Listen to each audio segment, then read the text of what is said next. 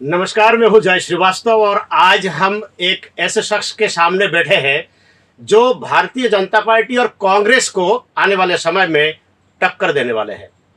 न केवल ये आईएएस ऑफिसर रहे हैं और प्रशासनिक व्यवस्था को देखते हुए इनको लगा कि समाज सेवा में पॉलिटिक्स में आना बहुत जरूरी है और यही सोच के वास्तविक भारत पार्टी के नाम से एक पार्टी बनाई और आने वाले समय में हमारे सामने भारतीय जनता पार्टी और कांग्रेस को चुनौती देने वाले हैं। ऐसे ही शख्स हमारे स्टूडियो में आज मौजूद है। आज हम उनसे जानेंगे कि क्यों उन्होंने आईएएस ऑफिसर जैसे महत्वपूर्ण पद को छोड़कर पॉलिटिक्स ज्वाइन किया, क्या है उनके मोटिव और कैसे भारतीय जनता पार्टी और कांग्रेस से आप लड़ेंगे और क्या है तैयारी। हमारे साथ में आज है वरद मूर्ति मिश्रा जी, जिनका नाम मध्य प्रदेश में बड़े आदब से और बड़े राजनीतिक भविष्य के रूप में देखा जा रहा है। आइए जानते हैं क्या सोच के आप राजनीति में आए। आपका नाम तो वैसे ही आईएएस ऑफिसर के रूप में, एक अच्छा प्रशासनिक ऑफिसर के रूप में बड़ा नाम था, आप कर ही रहे थे समाज सेवा। तो क्या ऐसा लगा कि आपको नौकरी छोड़ के राजनीति में आना पड़ा? देखिए, एक चीज़ है कि नौकरियों की सीमाएं हैं। नौकरी में रहकर अगर आपको कहीं आंखों का शिविर लगाना है, ये बात मैं बहुत सारे चैनल्स पे रिपीट कर चुका हूँ, पर उसको एक बार फिर से कहना ज़रूरी है जी। कि छोटी मोटी चीज़ें अगर आप करना चाहते हैं कि रोगी कल्याण समिति में एक अस्पताल साफ हो जाए, लोगों को दवाएं मिलने लगें, कोई अव्यवस्था स्कूलों में है, कहीं है तो उसको ठीक कर दें, कटे फटे ओठों का शिविर लगा दें, इस तरह की व्यवस्थाएं तो आप जिले में रहकर एक अधिकारी के रूप में कर सकते हैं। जी। पर यदि आपका मतलब इरादा या आपका मन किसी और बेहतर जगह काम करने का है, जैसे एक कलेक्टर के पास ये सब काम तो वो कर सकता है, लेकिन अगर जिले के बेरोजगार आए कि साहब हमें रोजगार चाहिए, या किसान आए कि साहब हमें खाद बीज की उपलब्धता कराएं, तो मुझे नहीं लगता कि कलेक्टर ये काम कर सकता है। बिल्कुल सही है। तो इसलिए मुझे लगा कि ये छोटे स्तर का काम तो किया जा सकता है नौकरी में, पर अगर आपको बड़े स्तर का काम करना है, पॉलिसी के लेवल पर अगर कोई चेंज करना है, प्रदेश को एक नई दिशा देना है, या प्रदेश के लोगों के लिए एक बहुत बेहतर व्यवस्था देना है, जी। तो फिर राजनीति के अलावा दूसरा कोई विकल्प नहीं है। अच्छा, भारतीय जनता पार्टी, कांग्रेस, आम आदमी पार्टी सहित बहुत सारे पार्टियां थी। आपके जैसे एक प्रशासनिक अधिकारी चाहे जिस पार्टी में चाहते उस पार्टी में चले जाते हैं, लेकिन नई पार्टी बनाने की जरूरत क्यों पड़ी? कि उसका रीजन है, मतलब कि पार्टियों की जिस ढंग से कार्यप्रणाली है, जी। और मेरे पहले भी जो ब्यूरोक्रेट जो बड़ी पार्टियों में गए हैं, कुछ लोग अभी भी पार्टियों के लिए काम जी। कर रहे हैं, उनकी वहाँ स्थिति अगर आप गौर से देखें, जो तस्वीरें आती हैं उसमें आप देखेंगे कि एक बार का जो एमएलए है वो भी सामने बैठता है, जिला पंचायत का अध्यक्ष, जनपद का मेंबर है वो भी सामने बैठता है पार्टी के अध्यक्ष के, लेकिन वो सीनियर ब्यूरोक्रेट जो है वो पीछे बैठा रहता है। तो मेरा ऐसा मानना है कि जो प्रचलित राजनीतिक दल हैं, इनमें ब्यूरोक्रेट्स के लिए बहुत जगह नहीं होती। उनको ये लगता है कि यार ये कागज पत्थर का काम कर पाएंगे, लिख पाएंगे, पॉलिसी वॉलिसी छोटी मोटी बननी तो बना देंगे, पर नेतागिरी के लिए ये उपयुक्त लोग हैं, ये हमें वोट दिला पाएंगे, ऐसा परसेप्शन राजनीतिक दलों का नहीं है। और ऐसी स्थिति में अगर मैं किसी दल में चला भी जाता तो मेरा नंबर वहाँ 10 लाख, वहाँ 20 लाख, वहाँ 25 लाख वहाँ होता। ठीक बात है। समय की भी बर्बादी थी और फिर आपके मन में जो उत्साह और जो उमंग है वो भी मरती है। इसलिए मुझे बेहतर लगा कि हम एक नया दल बनाकर लोगों को साथ में जोड़ें। तो 2023 जो कि बिल्कुल चुनाव नजदीक है और नई पार्टी है और जो घाघ पार्टियां है वो आपके सामने है, और ऐसे सुनने में आ रहा है कि समाजवादी पार्टी, बहुजन समाज पार्टी और आप पार्टी यहाँ पर आने वाली है। तो ऐसे में इन पार्टियों से क्या आपके पार्टी में अलग है जो लोग आपको वोट दें?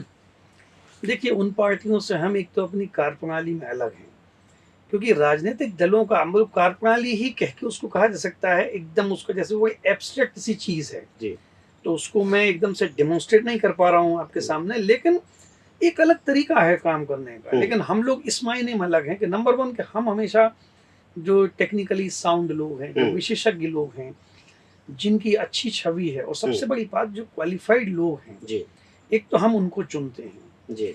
दूसरी चीज के अभी आप देखें कि कोई भी बड़ा नेता बेरोजगारों के लिए बात नहीं कर रहा नहीं है, कर वो रहा है। बेरोजगारी भत्ता देने की बात करते हैं, बेरोजगार के पर लिए बात नहीं, रोजगार की देने बात नहीं करते कि साहब हम रोजगार दें। बिल्कुल। लाडली बहना को 1,000 रुपए देने की बात कर रहे हैं। हम्म, एक बड़े नेता का कहना है कि 1100 का सिलेंडर हम 500 में कर हम्म, देंगे।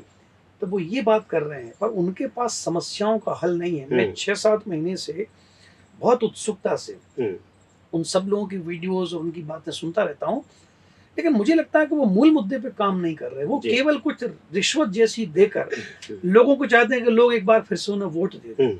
तो हम इस मायने में अलग हैं कि हम जो बात कह रहे हैं, जैसे हमारा एक है कि हम हर घर से एक महिला को रोजगार दें। तो आप सोचो कितना अंतर है कि वो लाडली बहना को 1,000 रुपए देने की बात कर रहे हैं, आप रोजगार हम देने की हर बात घर से महिला को रोजगार देने की बात कर जी। रहे हैं। तो इस तरह से बहुत सारे बिंदु और ऐसे हैं कि जिनमें हम उनसे अलग हैं, ओके। और हम 25 लाख बेरोजगारों को 3.5 साल में रोजगार भी देंगे। ओके, एक और सवाल है कि पिछले बार जैसे देखा गया कि किसानों को कर्ज माफी का वादा करके कांग्रेस यहाँ सत्ता में आई थी।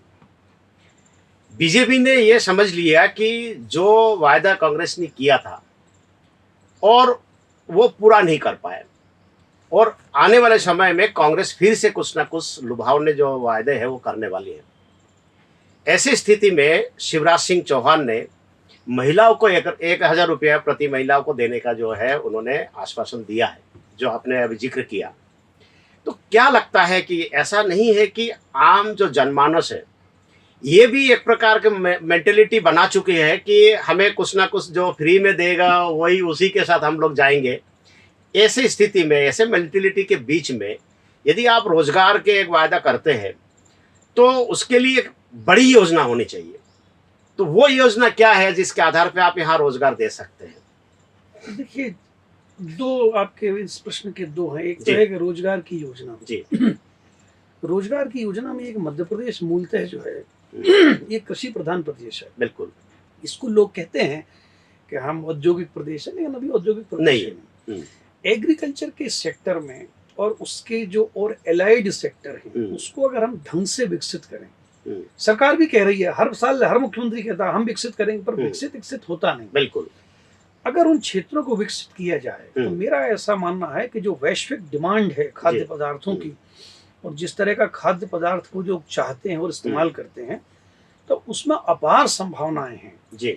इसके अलावा हमारा जो मध्य प्रदेश का जो घरेलू उपभोक्ता है उसके लिए भी बहुत सारी चीजें हम ऐसी कर सकते हैं कि जिन चीजों का निर्माण हमारे ही लोग करें, और उनको दूसरों से कॉम्पिटिटिव बनाने के लिए हम बाहर से, जो प्रदेश के बाहर से जो चीजें आ रही हैं उन पर थोड़ा सा हम ड्यूटी अगर बढ़ा दें तो हमारे प्रदेश के लोगों द्वारा निर्मित जो आइटम्स हैं, जो डेली रूटीन के बहुत सारे आइटम्स हैं, उसमें एकदम से बूम आएगा। और उसको अगर हम लोग सरकार में आते हैं तो हम उसको पूरी तरह से उसको बैकअप भी करेंगे।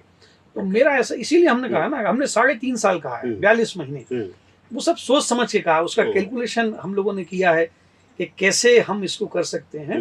इसलिए मैं कह रहा हूँ कि 3.5 साल में 25 लाख रोजगार के अवसर पैदा किए सकते हैं। अब आपके सवाल का जो पहला हिस्सा था कि साहब वो 1,000 रुपए जो है दे रहे हैं, मेरा कहना है कि लाडली लक्ष्मी योजना जब बनी थी तो शुरुआती जो समय था 2007-8 का, उस समय बाकायदा FD बन के मिलती थी। बिल्कुल। आज एक कागज मिल रहा है कि इतने फलाने सन में जब बच्ची 18 की हो जाए इतना पैसा सरकार आपको देगी। अब उस समय सरकार में वर्तमान लोग हैं, कौन रहेगा कौन नहीं रहेगा, तो आप सोचो तो कि ये किस तरह का छलावा है कि उसकी आड़ में लोग आपसे वोट ले रहे हैं। और मान लो उस समय की सरकार अगर वित्तीय संकट में रही और उसने कैबिनेट से एक प्रपोजल पास कर दिया कि सॉरी हम नहीं दे सकते आपको, तो इसके बाद बात खत्म हो जाएगी। बड़ी तो ये जो छलावा है ये बहुत खराब है, और ये छलावा जनता के साथ है। बहुत बड़ी जनता को इस बात को समझना चाहिए कि अभी कोई पैसा नहीं दे रहे, ना शासन को कोई खर्चा करना पड़ रहा है, केवल एक कागज दे रहे हैं। दूसरी चीज, अभी जो कहा जा रहा है लाडली बहना योजना, एक तो क्या है कि इसके फॉर्म भरते भरते जुलाई अगस्त का समय आ जाएगा। बिल्कुल। सितंबर, अक्टूबर और नवंबर के 3 महीने भर मिलना है। दिसंबर में जैसे ही कोई सरकार आती है, क्योंकि जो सरकारें हर दिन 400-500 करोड़ का औसतन ऋण ले रही है, इस समय मध्य प्रदेश पे 3.25 लाख करोड़ का ऋण है। आप सोचो तो कि आप इधर उधार ले रहे हो और उधर आप कह रहे हो कि नहीं हम 1,000 रुपए हर महिला को देंगे, संभव नहीं है। तो जनता अगर इस बात को समझ ले कि ये सब झूठे वादे हैं, इसका कोई होना नहीं है। 2-3 महीने चुनाव के लिए रिश्वत जरूर वो जनता को दे सकते हैं, अगस्त सितंबर तक वो फाइनल करेंगे। फिर आप देखेंगे अक्टूबर दिसंबर में क्या होगा, उन्होंने कहा नहीं मेरिट को नहीं मिलेगा, फिर कहेंगे इस कैटेगरी में नहीं देंगे, धीरे धीरे करके वो गैप बिल्कुल छोटा सा कर देंगे। अगर सरकार इतनी सक्षम है पैसे से, तो वेटनरी विभाग में लोगों की 3-3 4-4 महीने से तनख्वाह नहीं हुई है, आंगनबाड़ी वर्कर्स की 3-3 4-4 महीने से तनख्वाह नहीं होती। तो अगर सब कुछ आपके पास है तो फिर वहां व्यवस्था क्यों है, जो लोग दिन रात आपके लिए काम कर रहे हैं। बिल्कुल ये बड़ी बात आपने कही है कि एक जो कागज का टुकड़ा है उसको देने में सरकार को किसी प्रकार के कोई खर्च नहीं करना पड़ रहा है। इस पर आम जनता को भी सोचना चाहिए। एक सवाल और है, कल जब आपका इंटरव्यू फिक्स हुआ तो मैंने कुछ फीडबैक जो लिया है, भारतीय जनता पार्टी और कांग्रेस में पार्टी बड़ी है और जो नेता है वो उन्हीं के छत्र छाया में जो है काम करते हैं। नेता बहुत छोटा है, पार्टी बहुत बड़ी है। जब मैंने दोनों वास्तविक भारत पार्टी और भरत मिश्र जी को जो मैंने तोला, तो मुझे ऐसा लगा कि अभी आपकी पार्टी जो है आपसे छोटी है, तो वो कब तक आप पार्टी को जो है आपसे बड़े आकार में लाने में सफल होंगे। देखिए जब कांग्रेस बनी थी 1885 में, एओ ह्यूम साहब जो है वो सबसे आगे थे। बिल्कुल। जब बीजेपी बनी अप्रैल 1980 में, तो अटल जी सबसे आगे थे। पार्टियों का जो जीवन काल है वो चलता ही इस तरह से है कि जब कोई व्यक्ति उसको स्थापित करता है तो शायद वो व्यक्ति थोड़ा सा ऊपर होता है, लेकिन इसके बाद जैसे जैसे लोगों की आस्था और विश्वास उससे जोड़ते जाते हैं तो पार्टी का कद जो है वो बड़ा होता है और फिर आदमी छोटा होता है। लेकिन इन लोगों ने काफी वर्ष निकाल दिया है और अभी मैं जो देख रहा हूँ, मध्य प्रदेश को जो समझ रहा हूँ, पॉलिटिक्स में मैं लगभग सर्वे के रूप में ही मैं 90 से बहुत परफेक्ट सर्वेयर के रूप में काम करता आया हूँ। अभी जो मुझे दिखाई दे रहे हैं, यहाँ थर्ड आई की आवश्यकता है मध्य प्रदेश में। भारतीय जनता पार्टी और कांग्रेस से लोग नाराज है। अब आपने जो जवाब दिया है कि कांग्रेस 125 साल पुरानी पार्टी है, भारतीय जनता पार्टी भी जो है बहुत पुरानी पार्टी है, और हमारे पास यानी आपके पास बिल्कुल 6 महीने का समय है। इस 6 महीने में आपको इतने सीटें नहीं, लेकिन 10-15 सीटें लाने के लिए क्या योजना है ताकि सरकार में आपकी भूमिका बने। मुझे ऐसा लगता है कि केवल आपके पास 6 महीने हैं, तो अटल जी के पास उस समय, हमसे आपके पास बहुत समय था, आपके पास केवल 6 महीने हैं। तो इस 6 महीने में ऐसा क्या करेंगे जिससे पब्लिक जो अभी दोनों पार्टी से नाराज है वो कहीं और ना जाते हुए आपके साथ जुड़े। देखिए इसका सीधा तरीका है जो मेरी राजनीति की समझ कहती है, अगर मैं लोगों के सामने किसी बाजीगरी को लेके जाता हूँ जी, तो बहुत जल्दी मैं नकार दिया जाऊंगा। तो बेहतर है कि मैं, जिस तरह मैंने अभी आपके पिछले प्रश्न का उत्तर दिया, सही सही उस सपाट उत्तर, हम लोग पिछले 6-8 महीने से जनता के बीच में हैं और लगातार इसी तरह से बेबाकी के साथ लोगों से बात करते हैं, लोगों को मुद्दे समझाते हैं। और मुझे खुशी है कि मध्य प्रदेश में बहुत समझदार लोग हैं, इस बात को सुनते हैं, लोग समझते हैं और उस पर थोड़ा विचार भी करते हैं। इस समय की परिस्थितियां जो है ना वो अलग हैं, देश काफी आगे चला गया। 1885 या 1980 के मुकाबले हम बहुत आगे हैं। बिल्कुल। संचार साधन बहुत हैं, लोगों की समझ बहुत पैनी हुई है, लोग जहां आर्थिक रूप से भी मतलब परेशान है इस समय, तो वो परेशानियां जो है ना उनको नया सोच पैदा करती हैं अपने आप। बिल्कुल। और इसलिए मुझे विश्वास है कि जो मैसेज आम समय में हम 10 साल 15 साल में पहुंचा पाते, वो शायद हम अपने पिछला जो 1 साल का और अभी जो बचा हुआ समय है इसमें हम लोगों तक पहुंचा देंगे वो चीज। बहुत बढ़िया। एक नकारात्मक प्रश्न है, प्रश्न ये है कि पार्टी जो भी मैदान में आती है, आमतौर पे देखा जाता है वो किसी ना किसी बड़ी पार्टी का खिलौना बन के मैदान में आते हैं और किसी ना किसी पार्टी को फायदा पहुंचा के वो इतिश्री कर लेते हैं। तो क्या ऐसा आपके कोई मन में तो नहीं है कि किसी पार्टी को फायदा पहुंचाना, किसी पार्टी को नुकसान पहुंचाना, या वास्तविक जो नाम है उसको आप चरितार्थ करेंगे? मैं अपनी पार्टी का जो वास्तविक नाम है इसी को चरितार्थ करने आया हूँ, क्योंकि थोड़ा सा 8-9 साल की आईएएस जैसा कैरियर छोड़कर मैं किसी बड़ी पार्टी और बड़े नेता के कहने में अगर मान लीजिए राजनीति में आता तो वो बहुत बड़ी नासमझी और बेवकूफ़ी होती। कोई कि अपना कैरियर इस तरह से दांव पे नहीं लगाता है जबकि वो मानसिक रूप से पूरी तरह इसके लिए तैयार ना हो। तो मैं पूरी गंभीरता से आया हूँ और आखिरी समय तक मतलब मैं जनता की बेहतरी के लिए जो कुछ भी हो सकेगा उसको मैं जरूर करूँगा।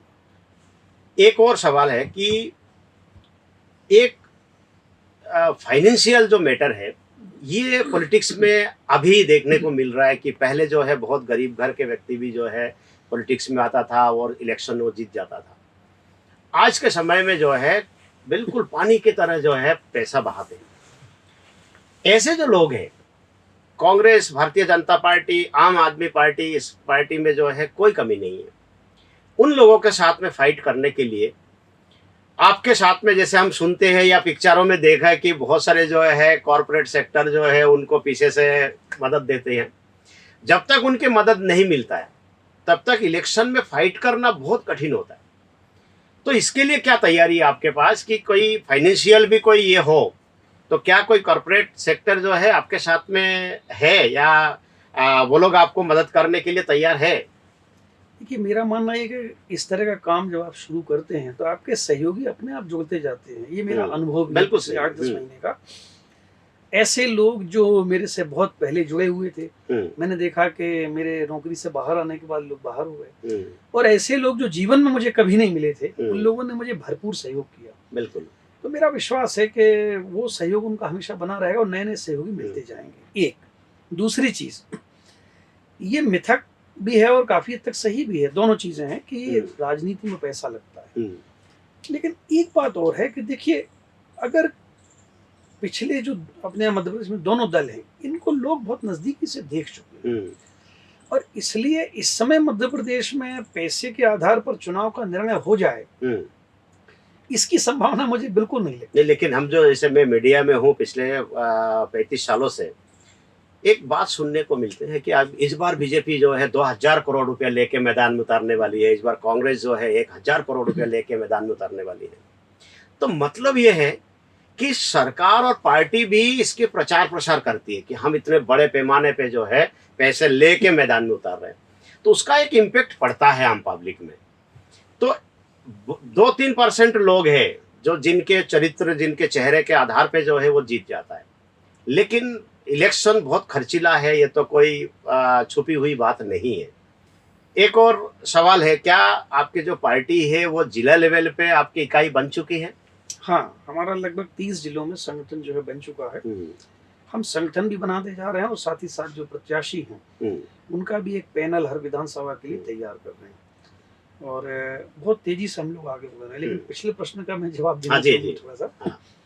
देखिए, पैसे का मैटर है, आप समझें, बड़ी पार्टियां ये नहीं चाहती, एक मुद्दे पर दोनों सहमत हैं आपस में कि तीसरा कोई बंदा बाहर ना आए। ठीक बात है। इसलिए भी है कि ये लोग बढ़ा चढ़ा के बताते हैं, जैसे जिस आदमी का 50 लाख रुपए चुनाव में खर्च हुआ वो कहता है 15 करोड़ खर्च 15 करोड़ का, ताकि जो मोहल्ले के लोग हैं उनमें से कोई आदमी सर ना उठा सके कि क्या मैं भी ये चुनाव के लिए चला जाऊँ। एक दूसरी चीज, बंगाल में भी यही प्रचार हुआ था कि साहब 20,000 करोड़ खर्च हुए, लेकिन बंगाल में चीजें नहीं बदली। केरल में ये कितना भी खर्च कर दे नहीं बदल सकते। महाराष्ट्र में भी ठीक है कि वो सबसे आगे थे, लेकिन अल्टीमेटली महाराष्ट्र में भी वो स्थिति नहीं बनी। बिल्कुल। पैसा 2018 में मध्य प्रदेश में भी बहुत खर्च हुआ था, लेकिन इसके बाद भी पीछे रह गए तो रह गए। तो मेरा निवेदन ये है इस संबंध में कि ऐसा होता नहीं हर बार, कई बार पैसा चल जाता है चुनाव में और लोग शायद उससे कुछ लोग प्रभावित भी हो जाते हैं। पर इस समय जो मध्य प्रदेश में मैंने 8 महीने घूम के देखा, कोने कोने में लोगों के मन में दोनों दलों के प्रति बहुत विद्रोह, नफरत भी है। बिल्कुल है, ये बात मैं स्वीकार कर रहा हूँ। और मैं भी, जो मेरा भी जो नेटवर्क है वो ये दिखा रहा है कि उनको तलाश है एक ऐसी पार्टी के जो यहाँ उनकी जो मंशा है वो हल कर पाए।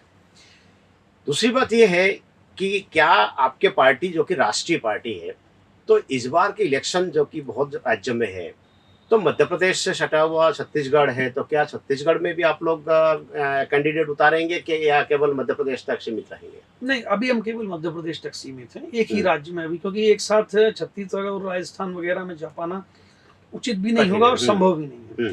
तो पहले तो हम मध्य प्रदेश में ही फोकस करना चाहते हैं, और इस अगली बार फिर जब अगर पार्टी और विस्तारित होती है। दूसरा ये है कि पहले एक व्यक्ति विशेष राजनीति हुआ करता था, जैसे गांधी जी ने बोल दिया कि आज आप फलाने जगह धरना देना है, लोग भिड़ जाते थे गांधी जी की आवाज पे। उसके बाद पार्टी विशेष राजनीति होने लगी, फिर जाति विशेष में अभी उतर आए लोग, जो जिस जाति के हैं उनका एक पार्टी है। आप देखिए, मायावती जी को लीजिए, शरद पवार जी को लीजिए, वो मराठा वोटरों को इकट्ठे करके आप ओबीसी को लीजिए। मध्य प्रदेश जातिवाद से ग्रस्त है, इस बात से तो नकारा नहीं जा सकता है। हर जगह पर एक मोहल्ले में दूसरे मोहल्ले में जाने के बाद अगर दिखता है कि उस मोहल्ले के लोग किसी और जाति के हैं, धर्म से नहीं बोल रहा हूं, और जाति के, तो लोग और उस मोहल्ले के लोग और इस मोहल्ले के लोगों में भी जो है एक प्रकार के भेदभाव है, एक गैप है, और पॉलिटिशियन ने जो है ये गैप को क्रिएट किया है। तो क्या आपको ऐसा लगता है कि जातिवाद के से ग्रस्त इस प्रदेश को इससे किस प्रकार से बाहर लाया जाए, इसका कोई स्कीम आपके पास है? देखिए, ये सारी चीजें, चाहे वो जातिवाद हो, चाहे धर्म पर आधारित राजनीति हो, या जो भी एलिमेंट्स है, जो बीमारियां हैं इस समय, बिल्कुल। उन सबका इलाज जो है ना, शिक्षा है। आप देखें पिछले 30-40 सालों का मध्य प्रदेश का इतिहास उठा के देखें, तो किसी भी सरकार ने शिक्षा के क्षेत्र में बहुत बेहतर क्वालिटी लाने के लिए काम नहीं किया। स्कूल बना दिए, स्कूल बन गए, ब्लैक बोर्ड बना दिया, टीचर्स आ गए, लेकिन टीचर्स की क्वालिटी या जो मतलब टीचिंग की क्वालिटी है, उस पर किसी ने ध्यान नहीं दिया। तो मेरा मानना ये है कि जब तक हम एजुकेशन को ऊपर नहीं उठा देते, हर आदमी में एक बौद्धिकता पैदा नहीं कर देते जिसका कि वो हकदार है, ये लाइन में ज्यादा जोर से कहूंगा कि हर नागरिक जो है वो उस बौद्धिकता का हकदार है। अगर हम वो उसमें पैदा कर देंगे तो आप खुद ही देखेंगे, या आप मेरा ख्याल सहमत होंगे इस बात से, कि फिर ये जाति की राजनीति, धर्म की राजनीति, ये सब समाप्त हो जाएगी। बिल्कुल सही है। एजुकेशन हमारे टॉप एजेंडे में है, शिक्षा और स्वास्थ्य। अब आप देखिए, मैंने ये सवाल इसलिए उठाया कि एक पार्टी है, पहले गोंडवाना गणतंत्र पार्टी यहाँ पर आई, वो आदिवासियों के बेस्ड पार्टी बनी। जयेश अभी काम कर रहे हैं। अभी बहुजन समाज पार्टी में एक इस प्रकार के वोटर है जो कुछ भी सुनने के लिए तैयार नहीं है। मायावती, मतलब मायावती, आप देखिए यहाँ से लेके 1 to 34 जो कंस्टिट्यूंसी नंबर है, उसमें आप देखिए हर साल जो उनको एक बड़े पैमाने पे वोट मिलते ही है। तो उनके मानसिकता में ये हमारी पार्टी है। अभी हमने नगर निगम, नगर पालिकाओं में देखा है कि खंडवा और बुरहानपुर जो है वो ओबीसी के कारण से ही कांग्रेस हार गई। इसके मतलब यही है कि मुस्लिमों ने ये सोचा कि ये ओबीसी ही हमारी पार्टी के जो है सर्वे सर्वा है, हमारे धर्म के जो है सर्वे सर्वा है, इस मजहब के रखवाला है, तो उन्होंने वोट दे दिया और उसमें कांग्रेस के लोग निपट गए। तो ये मानसिकता जब तक दूर नहीं किया जाएगा तब तक मुझे लगता है कि समाज का जो है उद्धार नहीं होगा। तो इस प्रकार के जो है लोग किसी ना किसी वर्ग, जो विशेष करके आप एक जो सरनेम है, तो आप एक बड़े ब्राह्मण समाज से ताल्लुक रखते हैं, तो ऐसे में जो है आप ये मैसेज को लेके कैसे धरातल पे जाएंगे कि एससी है, एसटी है, इनको भी सबको एक समावेश करके आपकी पार्टी आगे चलेगी? देखिए, एक चीज है, एक टाइम था कि जब लोग उनको सरनेम से लोग आके जाते थे और सामने वाला आंकता था उसको सरनेम से। सबसे बड़ी बात यह है कि लोग अपना बहुत शार्प हैं और आपका कॉन्डक्ट देखते हैं। बिल्कुल।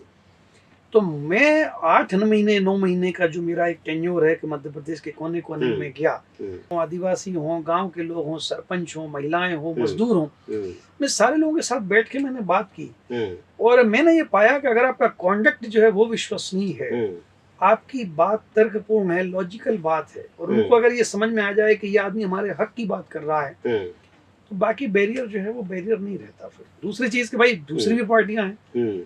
आज बीजेपी का जो प्रदेश अध्यक्ष है वो भी ब्राह्मण है। बिल्कुल सही है। और बीजेपी का जो आप नेशनल एग्जीक्यूटिव देखें, राज्य की हितानंद शर्मा उनके प्रदेश के संगठन मंत्री हैं। तो अगर ऐसा कोई नुकसान होना होता तो शायद लोग जो है फिर वो दूसरे तरह से काम करते। बिल्कुल सही है। सबसे बड़ी बात ये है, जैसा मैंने पहले कहा ना, कि एक बौद्धिकता जगानी है लोगों को। जब तक वो चीज नहीं आती तब तक लोग जो हैं, भाई हम और आप भी अगर उस समझ के होते तो हम भी यही कर रहे होते। बिल्कुल। शिक्षा का अमृत जो है वो इन लोगों को बिल्कुल, मैं मानता हूँ 6 महीने में भी चीजें ठीक हो सकती हैं और हो जाएंगी, मुझे विश्वास है। तो जिस प्रकार से हर पार्टी उनके घोषणा पत्र तैयार करती है, आपके घोषणा पत्र में इस बार क्या होगा जिससे लोगों का फायदा हो और लोग आपके प्रति विश्वास लोगों में पैदा हो और आपको वोट दें? ठीक है, अभी तो घोषणा पत्र पे हम लोग काम कर रहे हैं, उसको और मतलब रिफाइन करने की जरूरत है, पर मूल रूप से 42 महीने यानी 3.5 साल में 25 लाख लोगों को रोजगार। दूसरी चीज कि हर घर से एक महिला को काम, हर महिला को रोजगार, हर घर से एक महिला। तीसरी चीज कि किसानों की जो खाद बीज है उसकी पंचायत स्तर पर उपलब्धता, क्योंकि जैसा अभी देखा गया था कि लाइनें लगी हैं यूरिया के लिए, मारपीट हो रही है, पुलिस पहुंची, मारा पीटा किसानों को। और चौथी चीज कि किसानों की जो फसल खरीदने का भी जो सिस्टम है वो पंचायत स्तर पर है, क्योंकि ट्राली लेके किसान जाता है, मंडी में हजारों ट्रालियां रहती हैं, किसान को 7-7, 8-8 दिन, 5-5 दिन लगते हैं।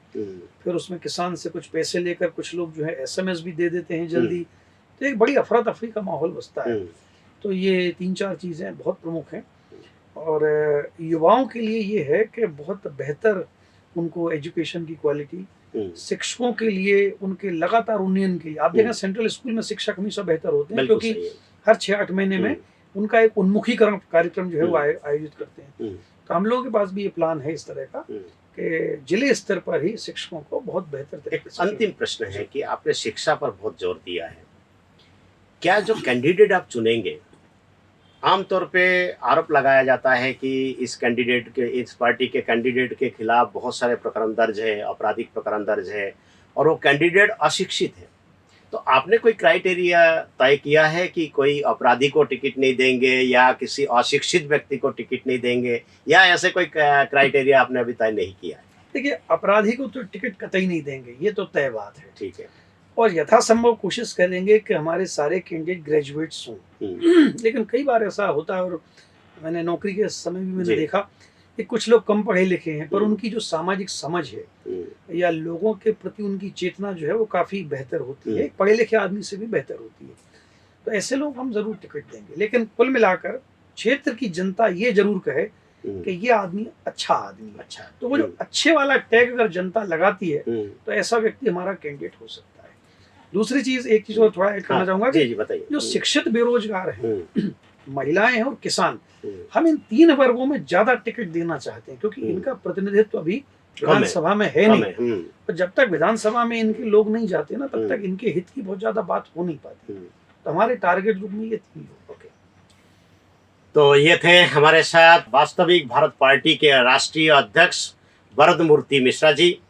आपने सुना अभी इनके क्या योजनाएं हैं, क्या ये अभी आने वाले समय में इलेक्शन में करने वाले हैं, और ये आने वाले समय में ये तय करेंगे कि भारतीय जनता पार्टी और कांग्रेस के लिए कितना सरदर्द बन पाते हैं। हमें तो ऐसा लगता है कि कभी भी कोई नई पार्टी मध्य प्रदेश में आई, भारतीय जनता पार्टी और कांग्रेस के लिए वो सरदर्द जरूर बना। तो जो सरदर्द बनाने में कामयाब होता है वो इलेक्शन में कामयाब होता है। धन्यवाद। फिर हमें किसी और एपिसोड में मिलेंगे किसी नए शख्सियत के साथ। नमस्कार।